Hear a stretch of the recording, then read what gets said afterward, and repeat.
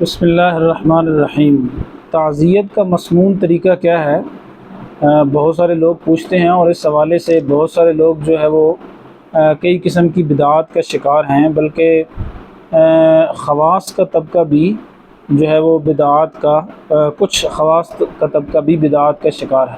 تو تعزیت کا مسنون طریقہ یہ ہے کہ جب کسی کے ہاں فوتگی ہو جائے تو جب آدمی تعزیت کے لیے جائے تو اس آدمی کو صبر کی تلقین کرے، صبر کے فضائل سنائے، قرآن و حدیث سے دعائیہ کلمات کہہ دے۔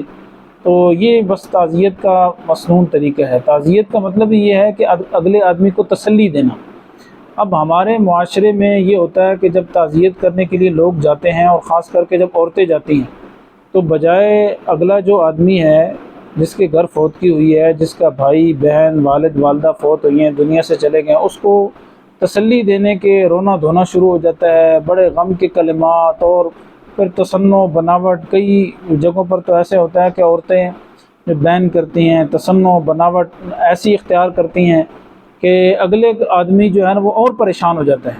تو یاد رکھیں کہ تعزیت کا مسنون طریقہ یہی ہے کہ اگلے آدمی کو اب تسلی دیں۔ تو قرآن کی آیت یاد ہے وہ اس کو سنا دیں، حدیث پاک یاد ہے صبر کے متعلق وہ اس کو سنا دیں، یا اپنے الفاظ میں جو آپ تسلی دے سکتے ہیں اس کو تسلی دیں۔ یہ تعزیت کا مسنون طریقہ ہے۔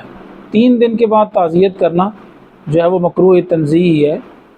البتہ اگر کوئی آدمی دور ہے، سفر میں ہے، نہیں آ سکا یا کسی اور وجہ سے حاضر نہیں ہو سکا، وہ اگر تعزیت کرنے کے لیے آتا ہے تو 3 دن کے بعد فقہاء نے اجازت دی ہے، لیکن جو وہاں کے رہنے والے لوگ ہیں ان کے لیے 3 دن کے بعد تعزیت کرنا یہ مکروہ تنزیہی علماء نے لکھا ہے۔